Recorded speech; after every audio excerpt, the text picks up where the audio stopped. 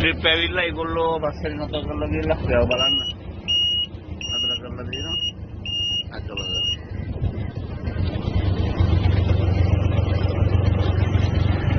අපි දැන් බලමු මේ අන්තේ වැව හදපු රජතුමාගේ ෆොටෝ එක. මේ ඉන්නේ රජතුමා.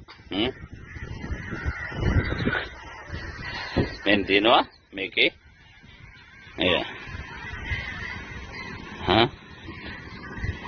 දාලා තියෙන්නේ දෙවන අග්බෝ නිර්දුන්ගේ ප්‍රතිමාව.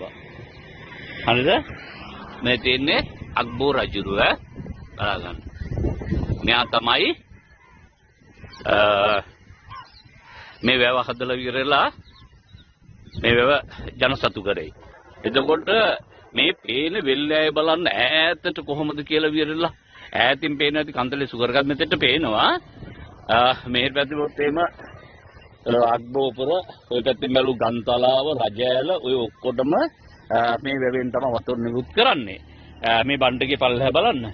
එතකොට මේ වැව 1982 දී කල්ලා ගියා. මෙන්න මේ ගම තිබුණා පරණ ගම කියලා මේ ගමක් සම්පූර්ණයෙන්ම නැති වෙලා ගියා.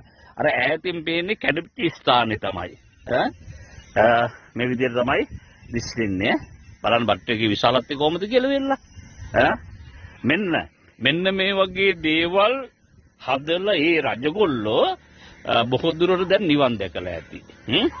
අපේ එවුන් රට කාලා රට නැති කරලා හැබැයි නිවන් යන්න හම්බෙන්නේ නැහැ.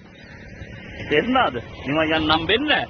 එහෙනම් අපේ මේ අවස්ථාවේ අපි වලගම්බ රජුරවන්ට ස්තුති කරමු.